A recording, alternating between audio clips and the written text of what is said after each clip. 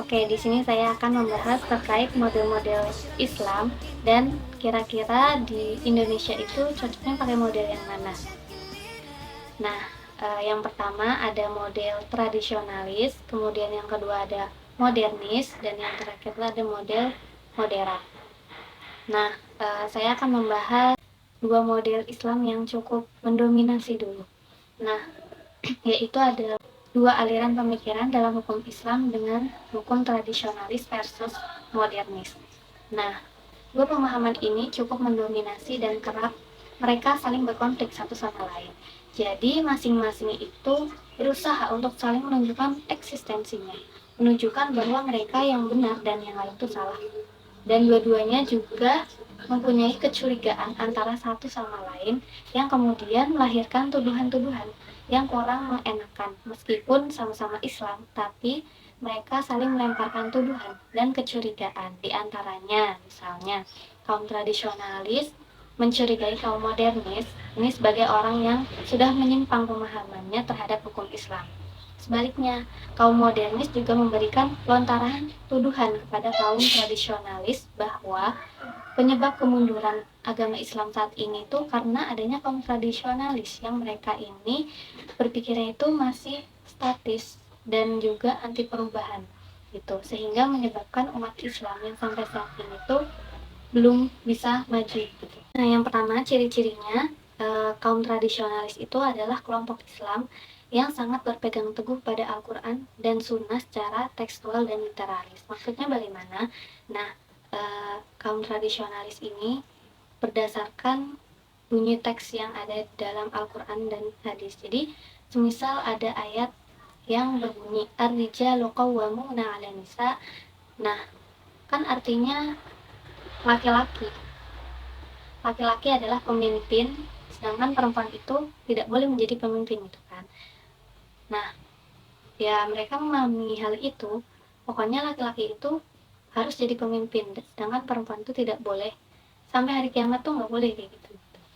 Nah, sedangkan yang kelompok modernis itu ciri-cirinya kelompok Islam yang berusaha untuk merealisasikan hukum Islam dalam Al-Quran dan hadis serta menyesuaikannya dengan kemajuan zaman dan saintek. Jadi mereka itu memahami Al-Quran dan hadis tidak hanya berdasarkan teks saja, melainkan juga berdasarkan konteksnya juga pada kemajuan zaman dan teknologi saat ini. Kemudian ciri yang kedua, tradisionalis itu berkiblat kepada para ulama-ulama terdahulu yang dianggap kompeten dan ahli dalam hukum Islam. Nah, seperti contohnya ulamanya tuh Imam Syafi'i, terus Hanafi, Hambali, dan Maliki. Jadi menurut mereka itu hukum Islam itu sudah selesai dikualifikasi atau disusun oleh para nabi, sahabat nabi, dan ulama yang tadi saya sebutkan. Setelah itu tuh tidak ada lagi perubahan hukum Islam gitu, tidak boleh ada perubahan hukum dalam Islam lagi gitu. Sedangkan kelompok modernis itu berusaha melakukan reinterpretasi dan perubahan terhadap hukum Islam yang disusun oleh ulama-ulama sebelumnya untuk menyesuaikan dengan perkembangan zaman yang ada gitu. Jadi artinya itu ijtihad itu selalu terbuka gitu.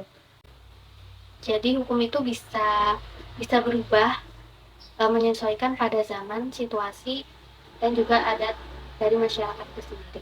Kemudian ciri yang ketiga, kelompok tradisionalis itu mereka itu bersifat eksklusif dan tertutup dengan kelompok atau pemikiran atau pandangan Islam yang lain gitu selain kelompok mereka.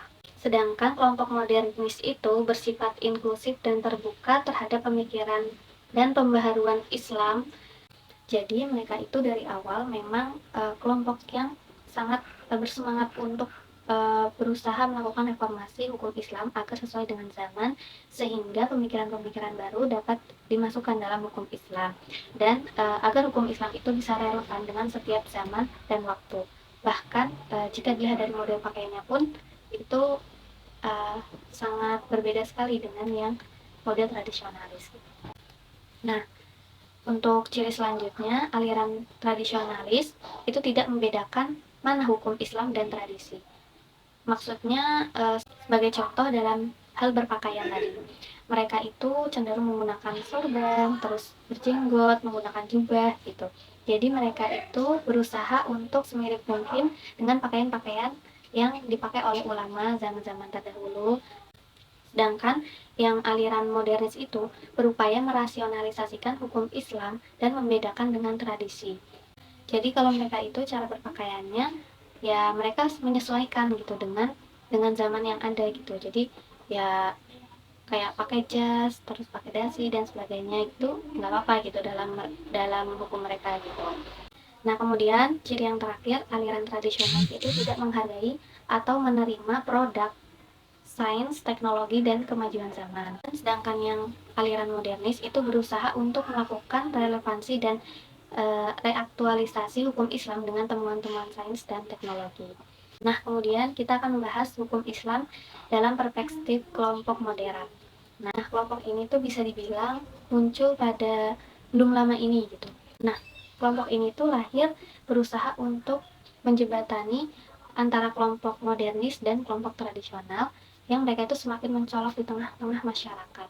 Maka muncullah kelompok Islam moderat ini yang berusaha untuk mengambil jalan tengah, dan saat ini memang Islam moderat ini sedang ramai, bahkan sudah digunakan oleh pemerintah itu sendiri, oleh Kementerian Agama Republik Indonesia. Mereka berusaha untuk mengambil jalan tengah terhadap perbedaan kelompok yang ada. Kemudian ciri-ciri dari kelompok moderat ini apa saja? Nah, yang pertama, kelompok ini mengedepankan jalan tengah dalam beragama. Jadi mereka ini tidak condong ke kiri ataupun tidak condong ke kanan gitu. Jadi mereka ini tidak terlalu liberal ataupun tradisionalis ataupun modernis gitu. Kemudian ciri yang kedua, kaidah yang mereka gunakan dalam hukum Islam itu memperhatikan tradisi yang ada. Jadi tradisi yang ada itu tetap dijaga, dipertahankan, tapi juga tidak menutup diri dengan perubahan dengan sesuatu yang baru gitu. Maka mereka juga mengambil sesuatu yang baru yang dianggap satu maslahat dalam beragama. Kemudian yang ketiga itu berupaya menyesuaikan konteks penerapan hukum Islam dengan perkembangan dan kemajuan zaman, namun juga tidak meninggalkan tradisi yang ada. Nah, karena kaum tradisional itu mereka tadi kan mempertahankan tradisi tapi menolak pembaharuan. Sebaliknya, kaum modernis itu menerima kebaruan tapi kemudian mereka itu meninggalkan tradisi. Nah, bagi kelompok moderat itu tidak. Jadi mereka tetap berusaha untuk menerapkan hukum yang disesuaikan dengan kemajuan zaman dan teknologi, tapi juga tidak meninggalkan tradisi yang sudah dibangun oleh para ulama sebelumnya. Ciri yang keempat adalah mengedepankan aspek teologis atau hablum minallah dan tidak melupakan aspek humanis atau hablum minannas. Jadi maksudnya kita tetap mengutamakan ketauhidan, namun juga tidak melupakan sisi-sisi kemanusiaan. Maka hukum Islam itu juga harus berbasis kemanusiaan gitu. Berusaha mempertemukan Islam dengan HAM gitu.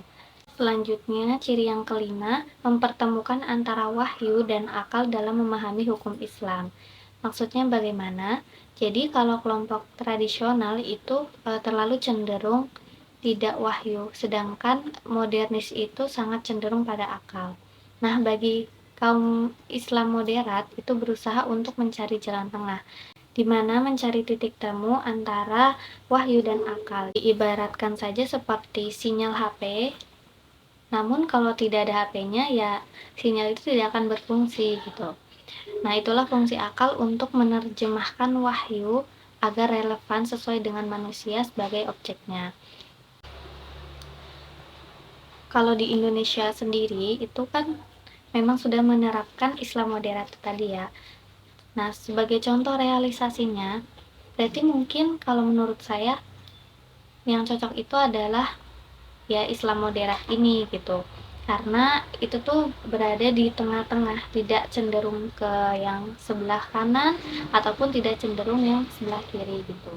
Bahkan di Indonesia itu contoh realisasinya dalam hal perkawinan gitu. Nah, dalam perkawinan untuk supaya diakui oleh negara itu ya kan harus dicatat gitu. Di perkawinan itu sah kalau udah dicatat dalam secara agama gitu, dan itu kan menurut undang-undang. Nah, hukum ini tuh juga muncul karena perubahan zaman, karena kemajuan zaman. Nah, kalau zaman Nabi itu kan tidak ada syarat yang seperti itu ya, bahwa pernikahan itu harus dicatat gitu. Jadi cukup ada mempelai, wali, saksi, dan akad itu sudah cukup. Nah, tapi karena saat ini tuh dituntut untuk apa ya? Saat ini kan harus ditambah dengan dicatat gitu. Nah, adanya pencatatan perkawinan itu berusaha untuk mempertemukan antara kemajuan zaman dan tradisi yang sudah berjalan. Makanya, dengan adanya pencatatan dalam perkawinan itu lahir dari pemikiran Islam moderat yang bisa mempertemukan antara tradisi Islam yang lama dengan pemikiran kemajuan zaman. Nah, sedangkan saat ini tuh administrasi pencatatan pernikahan itu sangat penting karena nanti banyak sangkut pautnya pada hal-hal yang berikutnya gitu kan. Jadi tidak mau harus diterapkan gitu. Terus juga misalnya pada penentuan awal bulan kemarin gitu. Nah, pemerintah itu mengadopsi atau mengusung konsep hisab inkanu ruqyat. Maksudnya itu inkanu ruqyat adalah perhitungan yang mempertimbangkan kemungkinan hilal itu bisa dilihat. Jadi kalau kita ikut pemerintah itu metode hisab yang memadukan dengan metode ruqyah gitu. Nah, hisab ini sebagai representasi kaum modernis, sedangkan yang ruhiyahnya ini sebagai representasi kaum tradisional.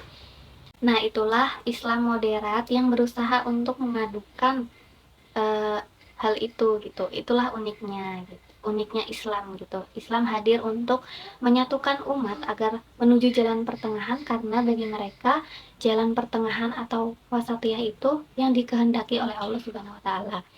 Tidak terlalu cenderung kiri maupun cenderung kanan, tidak terlalu liberal, tidak terlalu modernis, juga tidak terlalu fundamental atau tradisional. Maka dari itu jadilah Islam wasatiyah.